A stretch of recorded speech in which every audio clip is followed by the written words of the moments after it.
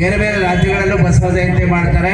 ಆದರೆ ಎಲ್ಲಕ್ಕಿಂತ ಹೆಚ್ಚು ಭಕ್ತಿ ಸಂಭ್ರಮದಿಂದ ಇಷ್ಟು ಹೆಚ್ಚಿನ ಸಂಖ್ಯೆಯಲ್ಲಿ ಬಸವ ಭಕ್ತರು ಭಾಗವಹಿಸಿ ಬಸವ ಜಯಂತಿ ಮೆರವಣಿಗೆ ಪಥ ಸಂಚಲನೆ ಮಾಡೋದ್ರಲ್ಲಿ ಬೀದರ್ ಬಿಟ್ಟರೆ ಯಾರು ಕೂಡ ಸೈಡ್ ಹೊಡಿಲಿಕ್ಕೆ ಸಾಧ್ಯ ಇಲ್ಲ.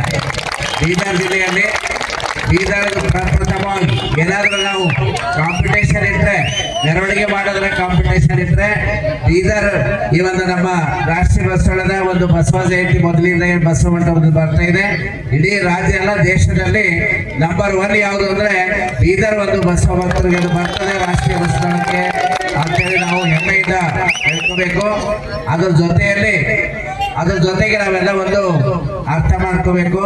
ಈ ಒಂದು ಮೆರವಣಿಗೆ ಜೊತೆಯಲ್ಲಿ ಇನ್ನು ಮುಂದಿನ ದಿನಗಳಲ್ಲಿ ಒಂದು ದಿನ ಮೆರವಣಿಗೆ ಮಾತ್ರ ಮಾಡಿದ್ರೆ ಸಾಲದು. ಈಗ ಸಣ್ಣ ಸಣ್ಣ ಮಕ್ಕಳೆಲ್ಲ ಬಂದು ಅಭಿಮಾನದಿಂದ ಡ್ಯಾನ್ಸ್ ಮಾಡ್ತಾರೆ, ಕುಡಿತಾರೆ, ಎಲ್ಲ ಮಾಡ್ತಾರೆ. ಆದ್ರೆ ನಾವು ಈ ಬಸವ ಜಯಂತಿಯನ್ನ ಒಂದೇ ದಿವಸಕ್ಕೆ ನಾವು ಮೆರವಣಿಗೆಗೆ ಸೀಮಿತ ಮಾಡಿಕೊಳ್ಳದೆ ಮುಂದಿನ ದಿನಗಳಲ್ಲಿ ನನ್ನ ಒಂದು ಅಭಿಪ್ರಾಯ ಹೇಳ್ತಾ ಇದ್ದೇನೆ. ನಾವೀಗ ಚಿಕ್ಕವರಿದ್ದಾಗಲಿಂದ ಬೀದರ್ನಲ್ಲಿ ಮಾಡ್ಕೊಂತಾನೆ ಬಂದಿದ್ದೇವೆ. ಈಗ ನಾವು ಕೆಲವೊಂದು ಬದಲಾವಣೆಗಳು ಮಾಡಿಕೊಂಡ್ರೆ ನಾವು ಇನ್ನೂ ಅದ್ದೂರಿಯಾಗಿ ಜಗತ್ತಿಗೆ ನಾವು ತಿಳಿಸ್ಬೋದು ಅಂತ ಅನಿಸ್ತದೆ. ಏನು ಅಂದ್ರೆ, ಒಂದು ಮೆರವಣಿಗೆ ನಮ್ಮ ಅಭಿಮಾನ, ನಮ್ಮ ಭಕ್ತಿ ಪ್ರದರ್ಶನ ಮಾಡಲಿಕ್ಕೆ ಈ ಒಂದು ಮೆರವಣಿಗೆ ಪಥ ಸಂಚಲನೆ ಆಯ್ತು, ಮತ್ತು ಕುಣಿಯೋದು ಡ್ಯಾನ್ಸ್ ಮಾಡೋದಾಯ್ತು. ಇದರ ಜೊತೆಗೆ ನಮ್ಮ ಮುಂದಿನ ಮಕ್ಕಳಿಗೆ ನಾವು ಸಂಸ್ಕಾರವನ್ನು ಕೊಡಬೇಕು. ಅಂದ್ರೆ ಮುಂದಿನ ಮಕ್ಕಳಿಗೆ ನಮ್ಮ ಬಸವ ತತ್ವದ ಒಂದು ಸಂಸ್ಕಾರ ಆಗಬೇಕಾದ್ರೆ, ಅವರು ನಮ್ಮ ಒಂದು ಸಂಸ್ಕೃತಿಯನ್ನ ಅರ್ಥ ಮಾಡ್ಕೋಬೇಕಾದ್ರೆ ನಾವು ಅವರಿಗೆ ಜ್ಞಾನ, ವಚನ ಸಾಹಿತ್ಯದ ಜ್ಞಾನ ಕೊಡೋದು ಬಹಳ ಮುಖ್ಯ ಇದೆ.